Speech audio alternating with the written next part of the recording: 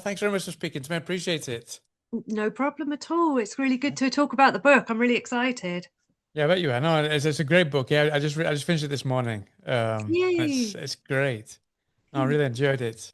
I've been reading quite a few American books, so it's always really cool to get back into kind of the British the British side of things Yeah, every yeah. so often. Yeah. So I mean, the first thing I want to ask you a little about this book is there was one phrase quite near the start of the book that kind of it made me kind of think, well, maybe this applies to you specifically when you start a new project. Mm. One of the characters, the main character, says the problem with new starts is that the first step is so effing hard. So I'm quite curious, was that something that was kind of that Yeah. were you talking about yourself when you're starting a new book, for example? Yeah, yeah, absolutely. I would happily procrastinate for years before I sat down and wrote a word. I find it so difficult. And once I get Mhm. into a flow, I'm just like, oh, I forget I enjoy this and this is fun. But yeah, the initial first step, I'm quite avoidant of anything, having to make a journey, having to go to the shop, having to feed the Right. cat. I'm just like, oh God. So yeah, I think it does apply to me very much. Uh-huh. I didn't relate to Hazel particularly Oh, um, when I was writing it. Um, it's funny, I thought I saw myself as one person, and actually, when I read back like through it, I'm just like, oh no, I'm obviously Susie. I'm nowhere near anybody else. So it's really strange how that kind of the way you see yourself isn't how you kind of want to be seen. It's not a mirror. It's not an exact mirror, which I always thought it would be. So uh-huh. yeah. You know, I will speak about all the different characters, especially kind of the Mm. ladies, because it's mainly female characters that are Yeah. kind of the protagonists of the story, But before actually speaking about the book, I always like to ask writers why they use a specific epigraph.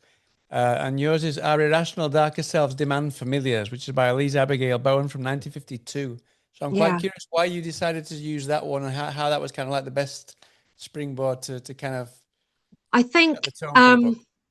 the darker self, which is kind of a theme in the book, I suppose. But also prior to this book coming out, I wrote a piece for Crime Reads about poltergeists. Right. And that it was actually that quote that was in some of the research I was doing. Somebody had used that quote, and I thought that's amazing. Specifically, I was writing about teenage girls and poltergeists and the kind of energy, the chaotic energy they both seem to have. And I like the idea of having an irrational, darker self. I think that's probably true of everyone, Yeah. regardless of how they present. And so for me, it's almost quite a broad quote because it can apply to so many of us. Yeah, no, absolutely. Yeah, yeah. Before I speak about the place, how do you pronounce it? Is it Idless or Idless, Idless? yeah, Idless. No, yeah, okay. I yeah. just wasn't sure how to pronounce it. Uh-huh. It is an actual place in It's a Cornwall, place. but Yeah. Oh, it's in it's Cornwall, not. right.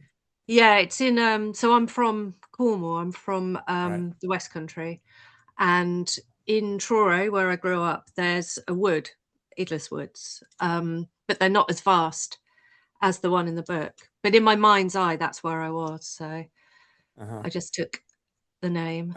And so I'm quite curious why you decided to kind of set it in this. I mean, there's mentions of shopping, this big mall shopping center nearby, but you kind of Mm, like it's all set in this in kind of Idless, this small yeah, town village and the yeah. surroundings. Was there any specific reason why you decided? I mean, you said there it's an actual place that you live not it's not far Yeah. from there. Was there any It, specific reason why you chose that as kind of the setting for the book?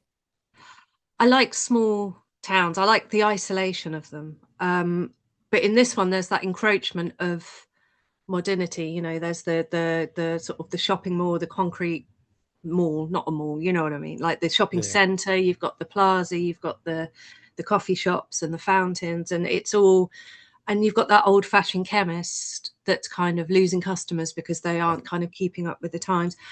That always interests me, that idea of being sort of everything being old being swept aside by the new and the modern, and whether it's necessarily a good thing in towns like that. There's a lot of that happening in Cornwall. I know you're in Spain, aren't you, at the That's right. Yeah, moment? I'm in Bilbao in the north of Spain. That's right. Yeah. Whereabouts? In Bilbao, and then right on the north coast. Oh, I've been to Bilbao. Oh, you have? All right. Yes, I have. Yeah, when I was very young.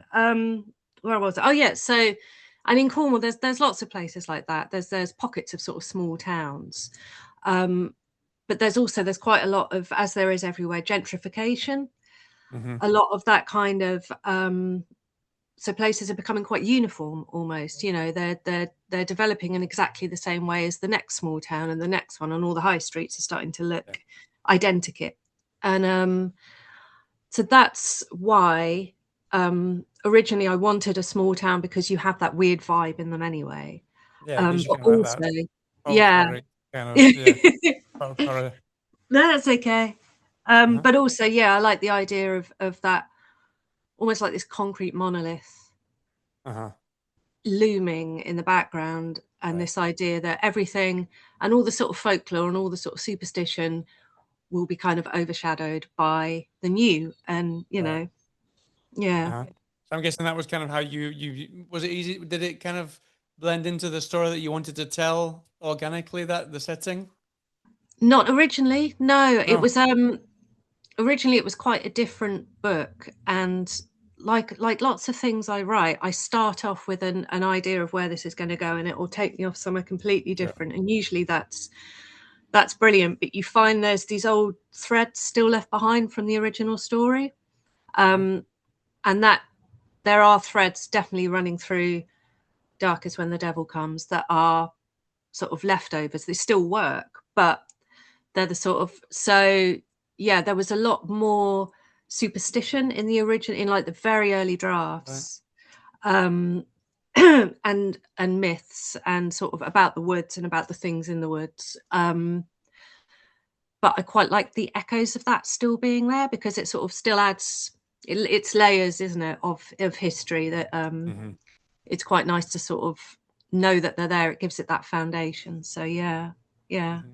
Well, but I mean, what I really loved about this book is, and I always say this when I speak to people who've kind of the books with the supernatural, the paranormal, is I love the Mm. fact that when they're grounded, if they're not grounded for me, they really don't really. It's not my cup of tea, and this one is No, I really know. grounded, Yeah. and especially very much at the beginning, it feels very much like it's kind of like a kidnapping, a grounded story in this small Mm-hmm. village, which really kind of helped me buy into what happens later on. And at the Yeah. same time, your characters, without giving too much away, they're all very, they're kind of, they're all sane and skeptical, uh, and all kind of trying to reassure themselves that there's no way Yeah. that anything weird is happening. I'm Yeah. guessing that was something that was very important for you to really ground the characters, to make sure that what happens later on is Yeah. as believable Absolutely. and immersive and believable as it Yeah. is when we get there. No, that's exactly it. Yeah. I like flawed characters. I like human characters. And I like putting them in these awful situations. And then seeing how they respond. Um, I think the importance of it for me is making everything seem quite domestic. Might not be the right word, but Hmm. that sort of domestic setting of somebody's house and home and family, and so they have all these things, all these strands. You can relate to some of that, even if you Yeah, don't have one of those things, you'll have another of those things. And it's, yeah, it interests me, that blend of reality and the supernatural, because it almost gives you that idea of this could happen to me. yeah, um exactly. does that make sense? Yeah. So that it's, yeah, it's a big thing for me. I really like that. I'm not very good at writing fantasy. I'm in awe of anybody who can do it well. And I can see behind you on the bookshelf you've got King Sorrow King by Sorrow, Joe which I thought Hill. I wasn't going to like at all, and I don't Me know if you read it. too. Yeah, Me but too, because because the I thought characters I'm are not. so relatable and so easy to kind of Yeah, understand and kind of empathize with. absolutely. And he's done Yeah, that really well. So he's so got this well. dragon in a world that you believe in, with characters you believe in, but also this, it's fantasy as well. And then, built on that there's horror, and then built on that there's sort of reality in these characters. And so I'm always looking towards that. That's something I really like to do, because you can relate to a horror that you can picture clearly, because you know it, you know a home, you know a family, you know. So yeah, it is important to me. I like to do it like that.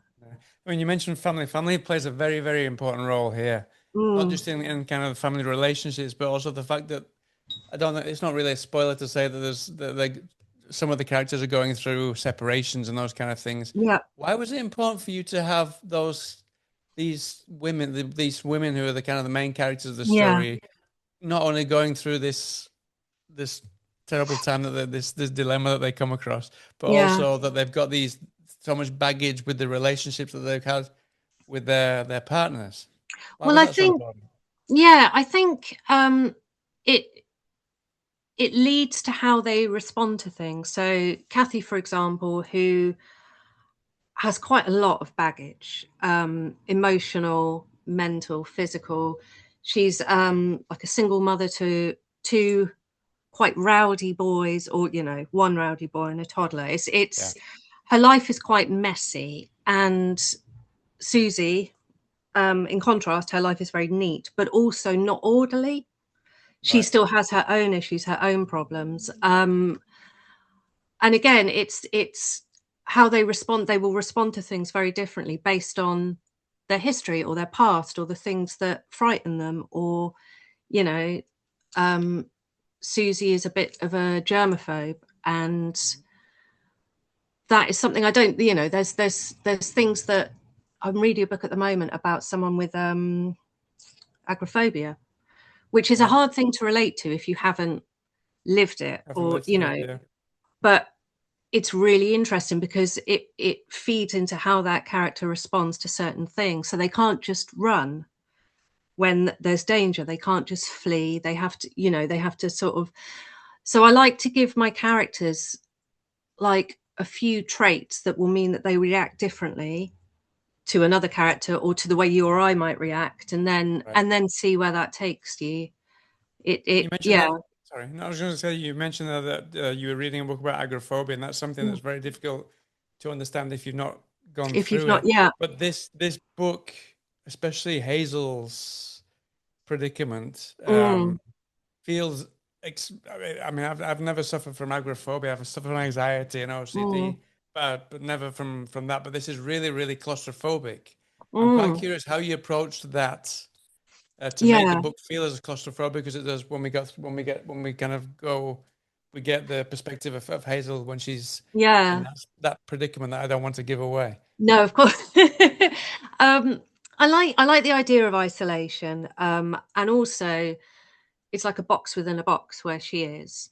Um, that's not giving anything away. That's just sort No. of like figure of speech almost. It's she's hidden as opposed to hiding. Um, so I like to maroon my characters somewhere with something that's stopping them just walking away, just leaving or running. And whether that's a mental block or a physical obstacle, it kind of gives you that extra thing of, okay, what do they do now? Or how will they get out of this? And I've written characters into corners that I've then had to go back and be like, that's impossible. I can't, there's Right. no way they can get out of that. Um, and I do it quite often. It's sort of a good way to challenge myself. Yeah, I was going to say, yeah. Yeah, when I'm writing, and also it's good for me to get into their heads, because maybe they're going to think of something that I wouldn't do, or know how to do. There's a few things in the book that I had to research because I wouldn't know how to open a door without a key, for instance. Right. So, Yeah. it's but one of the characters does, and so you have this thing of like, what do they know and how do they know that? Where's that come from? um and that, yeah, it's building those layers, isn't it? Up and up and up and up. um and I really like the small town thing. I really like them being alone and having that kind of threat or feeling of doom or danger, um and then saying, all right, you've got no phone signal, or you have a phone signal but you've got no battery, or you've got this and this, you've got no money, you don't know where you are, off you go. And you know see how they figure it out, see if they can light a fire or find a mushroom that's good to eat, or, you know, whatever it is. Yeah, it's a fascinating thing to do when you're kind of writing, especially a first draft, and you don't know where this is taking you, and you don't know your character's history, but maybe if they did know that, then you could do this. Yeah. And why would they know that? Oh, because of this. And so yeah, it kind of comes without you knowing it. It's just present. It's just there. It's very interesting, very weird. Oh no, the weirder the better, the more Yeah. interesting. That's what I think anyway. And you mentioned the mushrooms. Yeah. Hazel knows her mushrooms. She's a bit Mm. of a mycologist, and she's a vegetarian. We can say that now. Yeah. And I was Yeah. quite curious because I'm not a vegetarian myself, but my sister is. She's very into her fungi, and she's vegan as well. So Oh, I definitely recommend this book to her. She'll love it. Yeah. well, they're found out when I was writing the book. So mushrooms are closer in DNA to humans than animals or plants. Right. So, you know, they're very, very strange creatures almost. Their mycology is fascinating, and everybody I've spoken to since I wrote this book has been a woman interested in mushrooms. And it's Right. really strange to me. And lots of us are sort of a similar age. I'm nearly 50. And I It's think the there's an same, the age, same as my sister. Yeah, yeah, it's the same I as me. think Yeah. there's an age you Yeah. get to as a woman where you're just like, do you know what? Fuck it, I'm going to be a witch, and I'm going to dig in the earth and find Sounds fungus so and much like mold. my sister. Yeah, Crazy. it's true. I I don't think mean I it in think a bad something way. I think something happens. So it's going to be available in Germany, the book, and the reason it got picked up was because the German editor, who's a woman, is a mycologist, and she got in Right. touch with me, and we were saying, you know, you don't see many women in this. It's usually sort of, when you think of foragers, it's like groups of men in sort of woolly jumpers with the little Yeah, yeah, yeah. pouches and everything. Yeah, because I was just looking through kind of books because there was a guy that my sister bumped into in Glastonbury he was really into. He's written books, but I couldn't find it. But a lot of them were like these old guys Yeah, with beards and woolly hats. Yeah.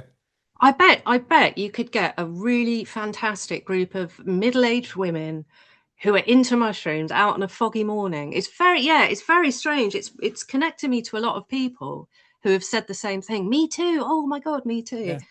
But They're there's wonderful. there's a lot of horror books just recently, Yes. and curiously they're mostly by women, and it's Yeah. all kind of about fungi and mushrooms and stuff like that. Yeah, Yeah. kind They're of amazing a because subgenre of its own. Yeah, it really is. I don't know what you call it, fungal horror, but there's this yeah, because it kind of it speaks to decay and rot, and then but also that kind of cycle of life.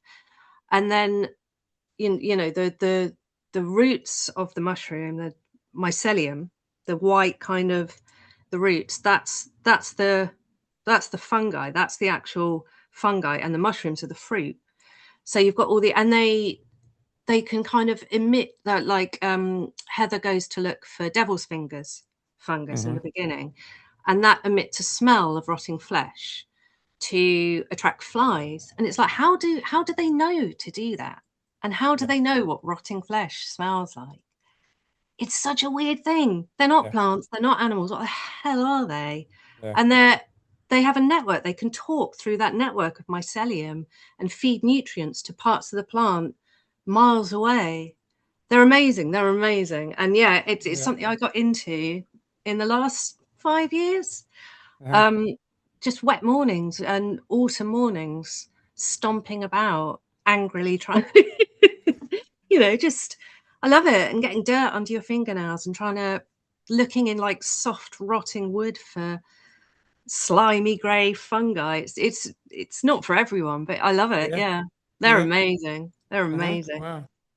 So, but I mean, you mentioned earlier that you didn't really feel that that the main character was a kind of a mirror of yourself, but the way that Mm, you're speaking about her now really does feel like there is a lot of yeah. you that's bled into her now. Yeah, that aspect of her, that love of, so she's contrasted quite nicely with her husband, who's quite sunny and like a beekeeper, and then there's her who's like, I like rot and soil and that smell of kind of the woods, that vegetative smell. And so, yeah, when because it's a first person book as well, so I always begin writing the character not as me, but like a mirror of me. Yeah. And it always changes because that's what happens. That's as it should, you know, it needs to be someone completely separate from you. But again, there's still those sort of threads left behind, and that definitely is one of them.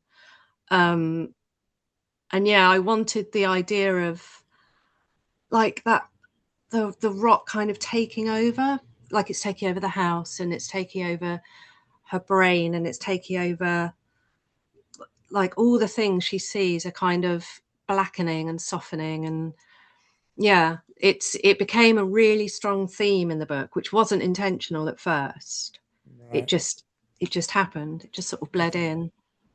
And then, but then, curiously, you said that in hindsight, you feel more closer to one of the other Susie, characters, to Susie. yeah, No, yeah, mm.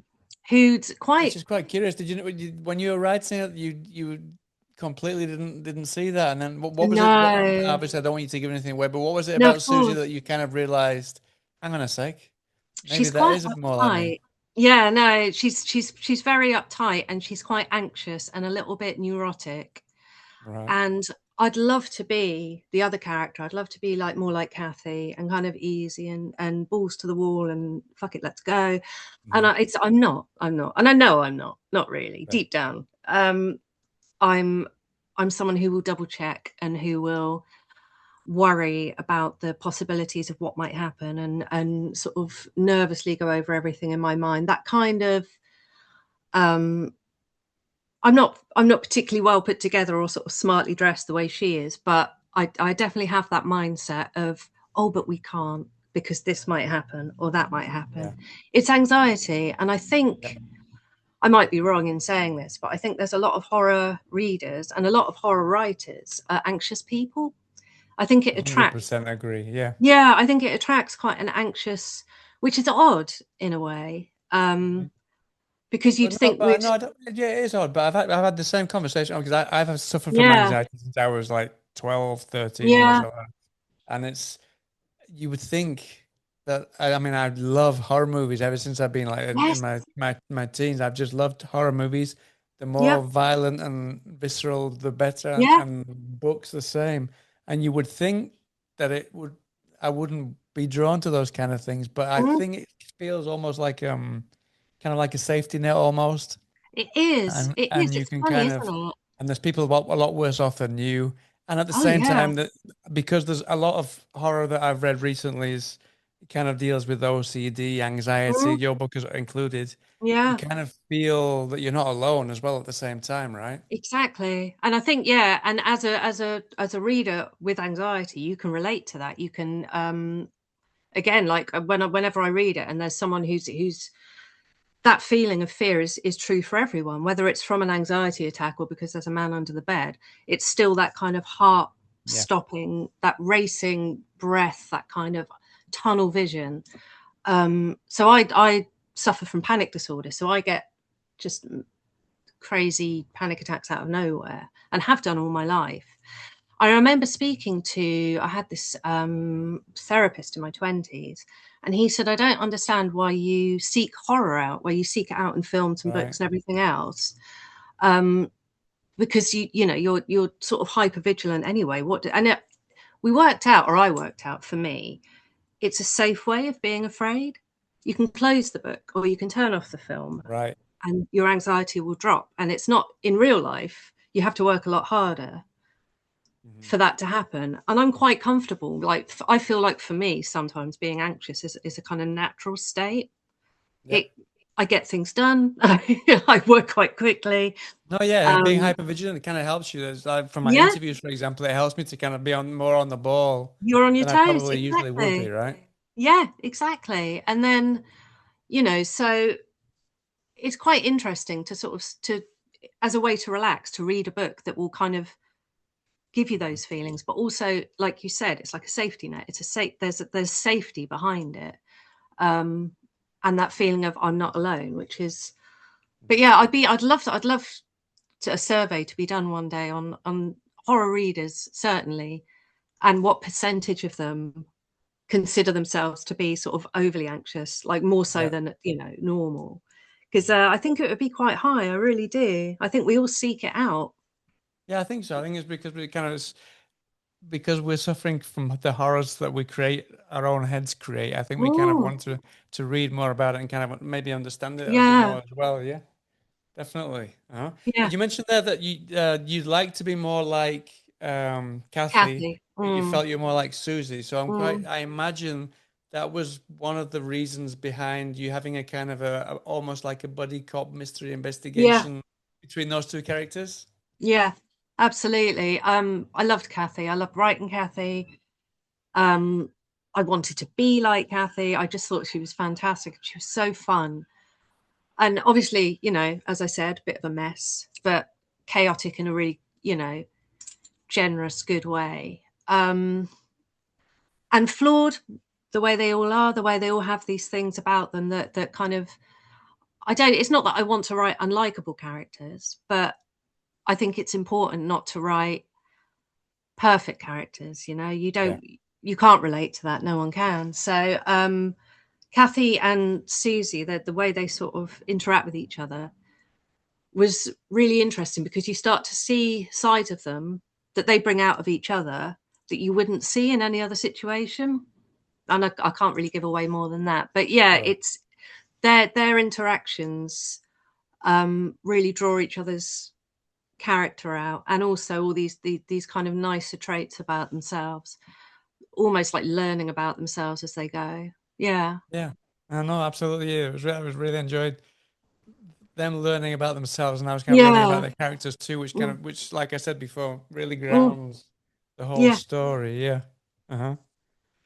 Also, I mentioned earlier about kind of it feels very claustrophobic, and there's a mention in the book about minds turning on you when you're in mm, mm. isolation, and you actually specifically mentioned kind of Canadian experiments and hallucinations Yes, and those kind of things. I'm quite curious. I'm guessing you did quite a bit of research into those specific experiments that you mentioned yeah, to kind I of did. to create kind of a fever dream esque Yeah. So narrative in certain chapters. yeah, so the invisible choir is one thing that apparently is quite common with like sensory or sleep deprivation. It's almost like harmonizing voices. It's like a low hum that you hear. And it's sort of on the cusp of everything. So it's like background noise, you don't really notice it for a while. And this is what they were finding in this Canadian experiment. People were hearing and seeing things, but the hallucinations were almost collective, Right. even though it was individuals they were coming from, because they'd all been subjected to the same sensory deprivation, sleep deprivation. But they were all hearing these like chanting voices, I suppose you'd call it. And also, this, with the same kind of tempo and the same pitch. Um, and again, I find things like that really horrifying. The idea of sort of experimenting on people. And there are lots of horrible stories, and I had to be really sort of guarded about what I looked at because Right. there's certain depths you don't really want to go to. So, but it was really interesting, really accounts of people who have lived these kind of experiences of not sleeping for a week, or who were kidnapped, or who, there's a really interesting one about someone who ate mushrooms. Like the first recorded mushroom trip was in London. Was London the His first one? family in the 1800s, and the father used to pick mushrooms. I think it was on the Heath. He used to pick mushrooms for his family every morning and fry them up for breakfast. And then one morning, he fried the mushrooms he'd picked, and everybody started to hallucinate. But it wasn't things they were hallucinating. It's like the room was like pulsing. Moving around, yeah, Yeah. pulsating, yeah. And they were all obviously quite frightened. They all felt quite clammy and sick, apart from the little boy who was 8 who just couldn't stop laughing. Right. Um, yeah, it's a really interesting thing. So things like that, I love. But again, it's part of my form of procrastination research. I will happily spend 4 hours researching, then be like, oh shit, I haven't done anything, because I've got, you know, you go into this kind of deep dive of whatever it is you're looking Yeah. into.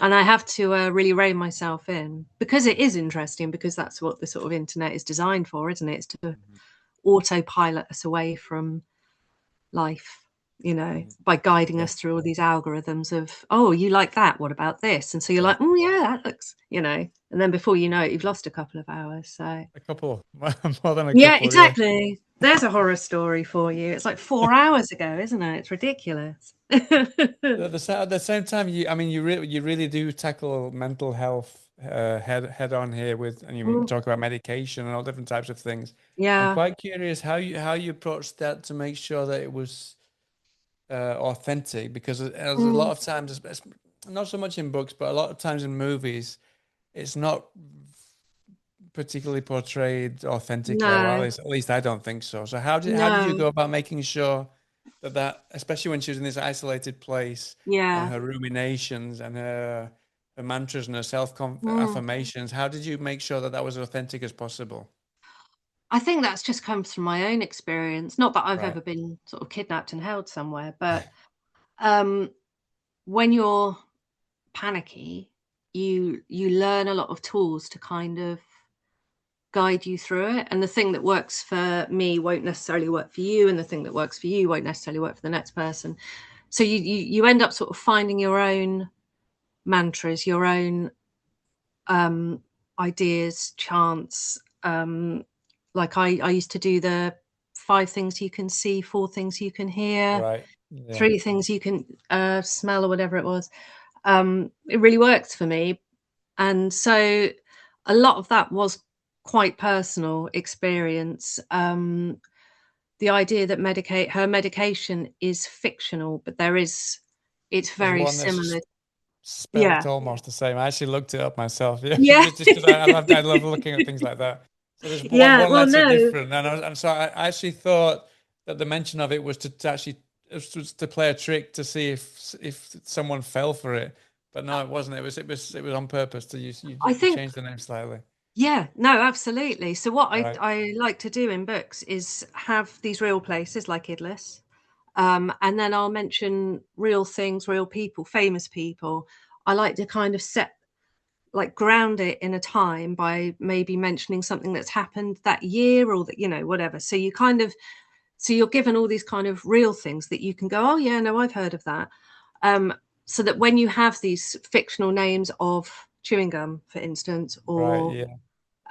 Was that medication. based on it? Actually, that's funny you mentioned that. Was that actually based on No, a bubble gum that you'd eaten as a no, kid, or was it you no. just for It's the just story? I just like the idea of it. Yeah. Um, I just thought it was fun. So yeah, so that when you have those, they're almost seamlessly in there amongst all the things that are real. So it's less jarring. Do Hmm. you know what I mean? When you read it, so Yeah. you're like, oh yeah, no, okay, maybe that's real too. Don't know. So Yeah. yeah, so yeah, the medication was fictional, but the effects of it are probably quite true um to like antipsychotics, and some of the kind of what's termed like heavier doses of SSRIs. It's a feeling almost of being outside your body. That Hmm. feeling of Yeah. of it's almost like watching yourself, you know. Yeah. So it ties in quite nicely with the themes of the book, but That's what I was also, gonna say. It worked really well with the story. Yeah. yeah, but also it's a true thing. And it can be quite, for a lot of people. I know a lot of people who've been on medication like that, who can't take it, because it's quite a frightening experience. It's quite a frightening way to live on this kind of, it's like living two parallel lives, where you're kind of watching yourself sort of go about your tasks, and then Yeah. um you're like this shell behind yourself. It's very odd, but yeah. So I try not to make too much of it, because I'm aware, as you said, that it is quite a sensitive subject, Hmm. and it's one that I've got some kind of knowledge of. an Yeah. experience of. And Yeah. especially So like you said, I mean, your main audience, like we just said, probably will have suffered some kind of yeah, anxiety or some kind of thing. So yeah, yeah, it's something that you absolutely. have So to really, you have to kind of really be aware of while you're writing it, I imagine. No? yeah, yeah. But also, I think I'm trying to reach out to the people who go, "Oh my God, yeah, no, I know what that is," as well, because it's, as you said, it's quite nice to not feel like you're sort of alone with it.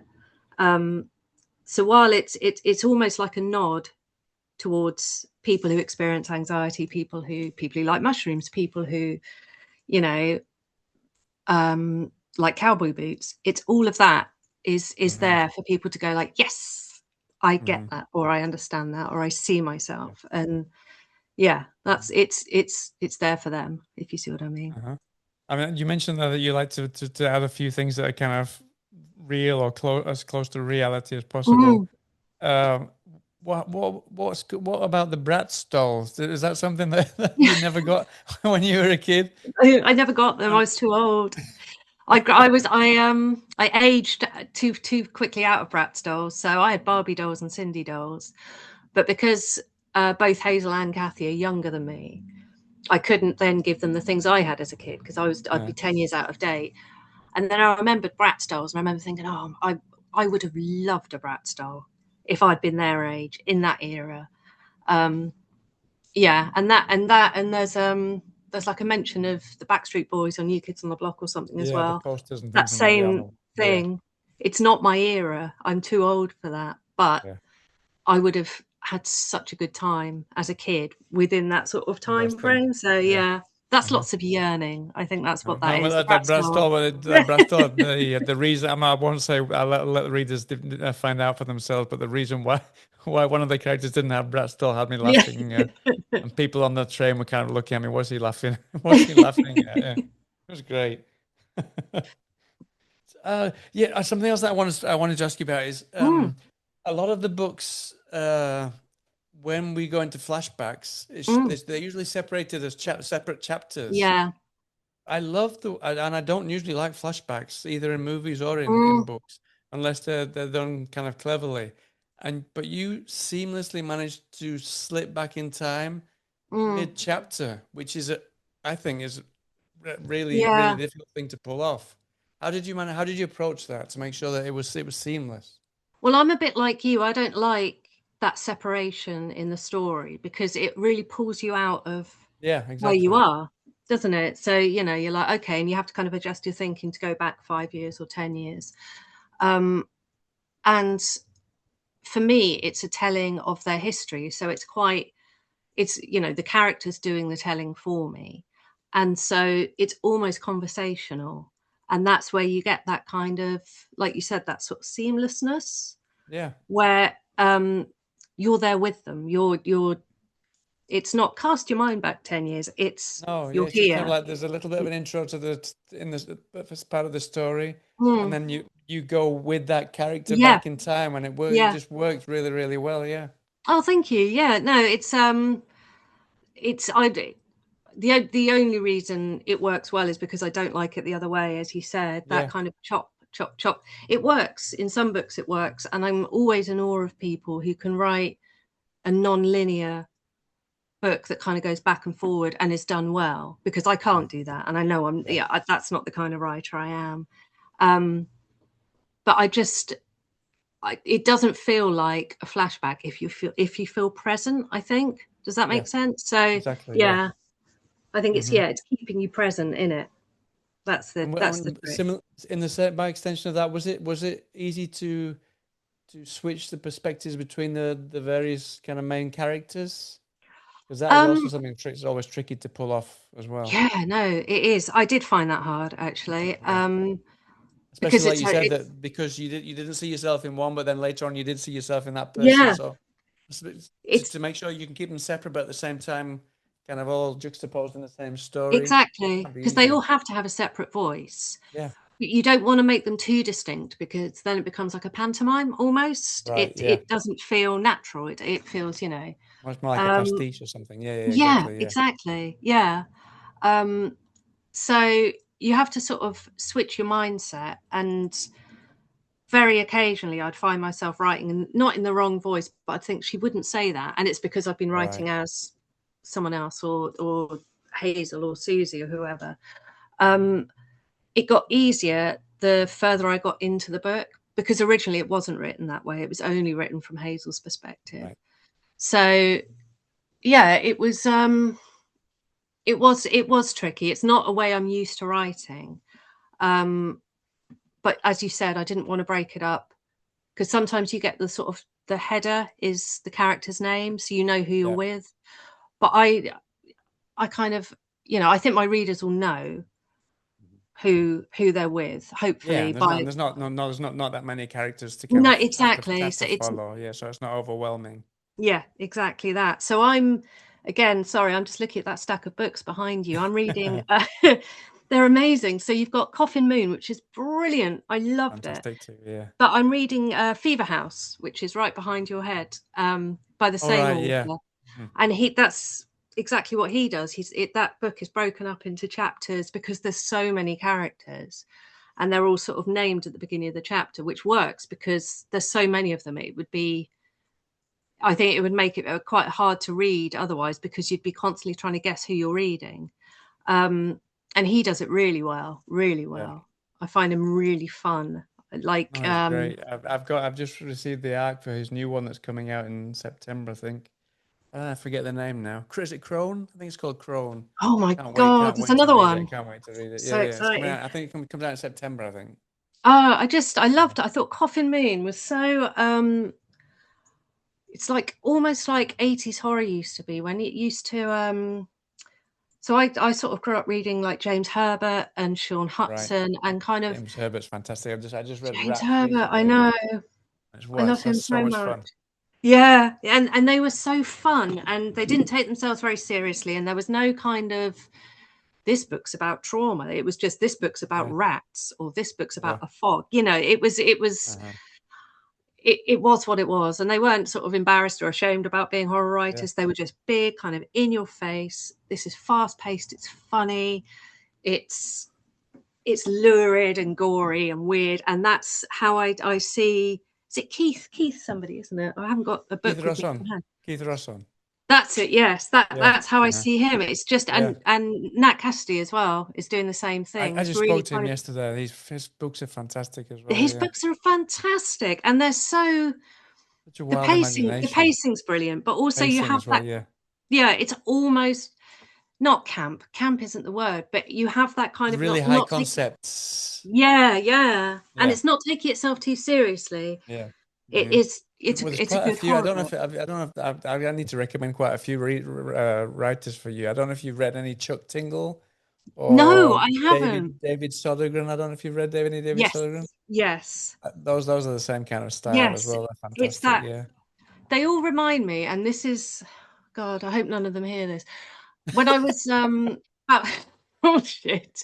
When I was about 20, I started reading Jackie Collins. And Jackie Collins and Jilly Cooper both have these huge, like, thick, they're called bonk busters, that's what they're called. Yeah. And the narratives are so strong, and they're so tightly woven together. Jackie Collins was an amazing writer. It was I've trash, but never it read, was, but my mum used to read Jackie Collins and all the Mills and yeah. Boone and all those kind of stuff back in the day. Yeah. And they're big books, so they have to be well written, otherwise people would just give up on them. And Sure. it's a very similar kind of thing. You want to keep reading because it's so good, Mhm. and it's because it's so fun, and it's so fast, and it's, yeah, it's that. It's just really good writing, really fun writing, and quite an 80s thing, I think, of that in Yeah. horror, you know. It's actually I can tell that that's the kind of thing you're into because this book does Mm, kind of follow on that. It doesn't spoon feed your readers, if you will. It kind of it yeah, takes you on this. It doesn't have to, like you said, it doesn't have to put the name of the characters. It doesn't have to put a yeah, date. It doesn't have to stamp it with a date so that you know yeah, exactly what it is. It kind of it lets the reader kind of follow along with the story and doesn't take them exactly. for fools. Yeah. Yeah, I think there's a tendency in publishing, not with my publisher, obviously, but in publishing sometimes, to kind of act as if the reader isn't going to understand unless you really spell it out for them. And it's like, I Exactly. A think, movie's the same as well. Yeah. yeah, yeah, absolutely. And there's this thing, I think, at the moment on Netflix where they're doing recaps every 5 minutes because people's attention spans have changed so wildly Yeah. since, in the last decade, that they have to kind of have this like, oh, by the way, this is where we are, remember? Yeah. Every 5 minutes. And I'd hate to see that move into publishing because it would be, I think readers are quite intelligent generally, and Exactly. they can follow a story. And, if they don't like the book, that's one thing. But generally, following a narrative is quite, it shouldn't take too much from you. That's the other thing. You don't want to be kind of wading through a book or feeling kind of dragged down by a book. You do want the kind of element of lightness. You don't see much lightness in horror. And Yeah. yeah, so I'd I'd quite like my readers not to pick up a book and think, oh my God, this is going to be such a drag. It's going to be, or hard work, or, I need a degree in philosophy to get through it. You just Yeah. you just want something everyone can read and enjoy, basically. Yeah. So, yeah, I mean, now just talking about that, the kind of the dual narratives worked really nicely as well because that you kind of from one chapter there's certain little things that set up the next one or a couple of chapters on, which Yeah. kind of reminded me. I'm guessing you've seen the film Weapons. Yes. Love It kind of took weapons. me back to that Yeah. that kind Yeah. of dual narrative where we get a little tiny snippet of what's being set up from another Mm. scene. Was that something that was? I'm guessing that was very intentional to make sure it was as seamless Yeah. as possible, No, not have to kind of separate each chapter with a name and a date or whatever. absolutely. Yeah. You have that, you build on it. And I love it in books, and I also love it in films where you can kind of see what's coming before the characters Hmm. can. I Yeah. love that. Because you feel very clever, and you're like, haha, I know what's going to happen. And then sometimes that's sort of turned on you. You And turned in it on me because I thought from the very beginning that what you were setting up mm, wasn't what was going to happen with this guy. yeah, Yeah, I think you know who I'm talking about. I was yeah, expecting yeah. something completely different, and yeah, you just pulled the wool completely from under Thank my. you. Oh yeah, Um, I watched a lot of I don't know if you've ever seen a show called Inside Number Nine. It's like a British show. Inside It's a Number bit like Nine Tales of the rings a Unexpected bell. used to be. It's Reece Shearsmith and Steve Pemberton. Oh no, I've not seen it, but I do know what you mean. Yeah, yeah, yeah. So they're very clever. They have like a half-hour concept with a storyline, and it fits so beautifully within these 30 minutes. And then very often at the end, there's just this killer twist. And every time they outsmart me, and I'm like, I never saw that coming. Yeah. And Roald Dahl did it with Tales of the Unexpected, and I was I gonna say find Tales of the Unexpected. Yeah. Tales of the Unexpected, which was brilliant, and he was brilliant. But I find it a really hard thing to do. I always feel like I signpost twist too heavily, or I'm sort of planting so few seeds that it's going to be like, what, when you get to it. So Mm.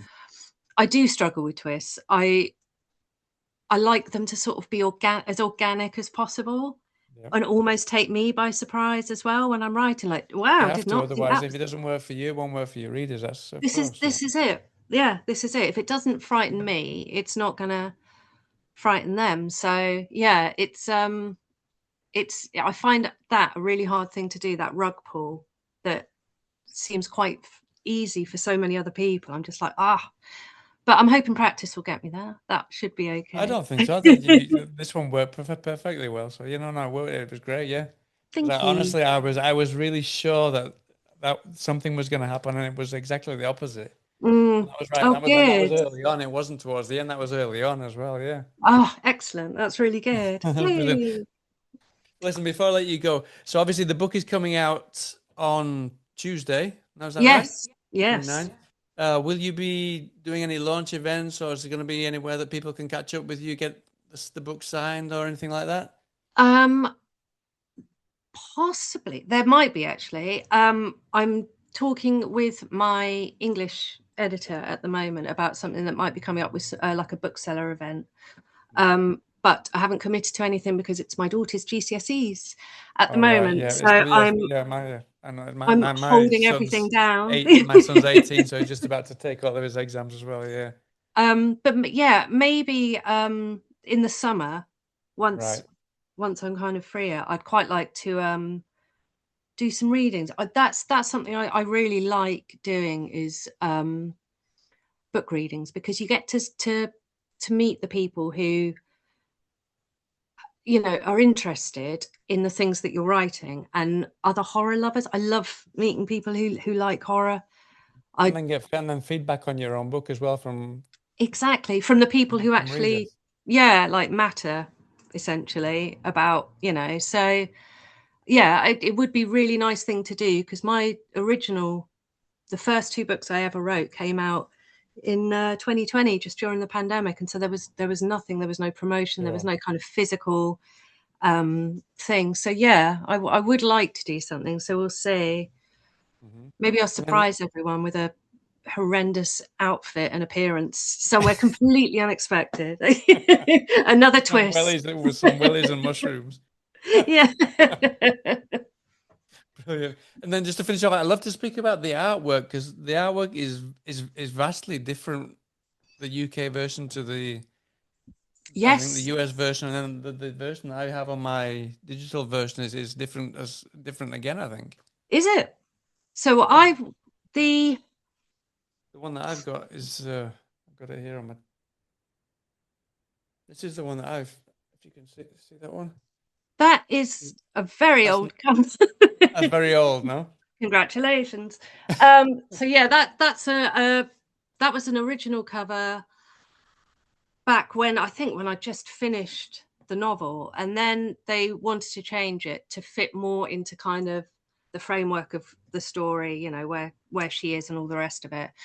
And then in the UK, I don't know if you've seen the UK cover with the sort of blindfold. Yeah. Um, it's quite hard. I think it was quite hard for them to approach the cover, because there are certain elements you can use, but you don't want to give anything away. Mhm. And so we talked about having sort of mushrooms on the cover, but I think they were worried that it might look too fairy tale, and it might Yeah. give the wrong idea of, like, maybe Give the like a wrong dark idea, yeah. fantasy. Yeah. So it's a lot harder finding the right cover than I realized. When I started, I was like, this will be fine, do this. And they're like, no, because you have to kind of almost know what you're getting. Yeah. So it isn't as simple as just finding like a nice image and wanging it on. It has to kind of link into the themes and the ideas. So your cover was one that kind of got scrapped quite early Quite on. early on though. Yeah, I'll check and make sure that hasn't been sent out to loads of people. It was quite a nice one, actually, in color. It's a really nice one. But Mhm. originally, in the original very early stages of that book, there was a lake, and that's why you've got the Right. water. Uh-huh. I mean, they're both great, but I really love the one with the eye through the keyhole. Yes, And once I kind of there's a certain moment in the book that echoes that, and it's brilliant. That's why I particularly like that absolutely. cover. Yeah. So there's I don't know if you've seen the first book. There's an eye in the cover of that as well, and it's the one of the few things in physical media that has given me like a proper jump scare looking at Hmm. it. So it's Right. the first book is called Something in the Walls, and I think I've not you read can that one. probably I haven't do. read it. No, no. I've seen the cover, Oh, but I've not. Yeah, I haven't I'll read send it. it to you, and you can have the right cover for it, No, and no, no, no, no. I'll buy myself a copy. Honestly, yeah, yeah. No, you'll be able because to, yeah, I need to add it to my collection. put it on your Yeah. stack. Your amazing stack. It's so good. Yeah. Um, but yeah, that when they first showed it to me, I was like, oh yeah, no, I see what that is. And then I saw it, and I was like, Jesus, that's actually quite scary, like Yeah. a genuine jump scare of a cover, which I loved. So I think the theme again is with this eye. Hmm. It doesn't mean I'm going to put an eye in every book, obviously, but it, I feel a bit tied to it now, you know. So Pigeonholed. Yeah. Listen, Daisy, I'm going to let you go. Thank you so much for your time. oh, Thank you thank you. so much Oh, for a it's been fantastic book. lovely. It's been really nice to speak to you. I wish you Yay. the best of success when the book comes out next week. Thank you so I much. will give you a shout when this goes live, Yay. and hopefully, I will get to speak to you again sometime Speak to you soon. again, yeah, in the Yeah, all the future. very best. All right, Thank you thanks very so much for the much. time. Take care of yourself. Bye. Bye now. Bye.